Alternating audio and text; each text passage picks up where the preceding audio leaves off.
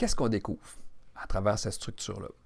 Bien, à travers notre base et notre structure de personnalité, on va découvrir la façon de communiquer idéale. Parce que dans le fond, je peux vous parler, là, je vous parle d'une façon un peu non spécifique.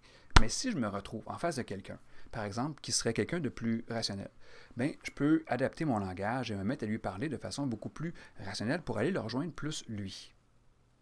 Mais il y a d'autres types de personnalités qui aiment beaucoup plus quand c'est plus dynamique. Hein? Fait qu'on va réussir à... Puis on peut savoir vraiment exactement, avec ce type d'énergie-là, voici la façon d'aller les rejoindre. OK? Il y en a comme ça 4 des façons de parler.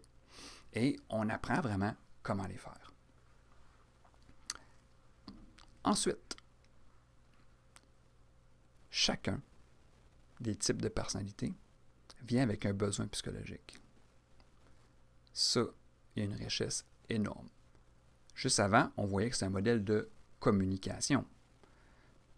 Mais là, avec le besoin psychologique, c'est là que ça va plus affecter le cercle intime et le cercle intérieur. Parce que premièrement, vous allez savoir de quoi est-ce que vous avez besoin. Parce que souvent, ces besoins psychologiques-là, ils sont inconscients.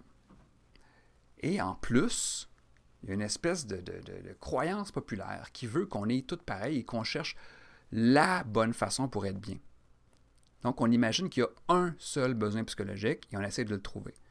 Mais il s'adonne que les besoins psychologiques, ils se contredisent un l'autre. Pas tous, mais je vous donne un exemple.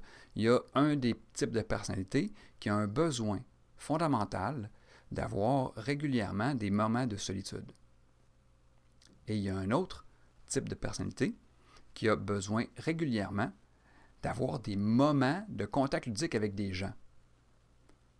Ce qui veut dire que si une personne dont le besoin psychologique est la solitude pourrait payer, il dirait « Hey, je t'ai fait un beau cadeau, je te paye une fin de semaine tout seul dans un chalet tranquille. » Et il paye ça à la personne qui a besoin d'être avec du monde. Fait que voyez-vous à quel point il y a des pièges vraiment à ne pas connaître les besoins psychologiques des autres. Parce que souvent, on va se servir comme modèle, comme je vous ai dit au début, et on va donner aux autres ce qui nous fait du bien. On a eu assez de difficultés à le trouver qu'on se dit, ben, on va l'utiliser. Mais sauf que ça ne marche pas comme ça. Ça peut. Vous pouvez tomber par hasard sur le fait que la personne que vous êtes avec a le même besoin psychologique que vous. Mais quand même, des besoins psychologiques, il y en a 8. OK?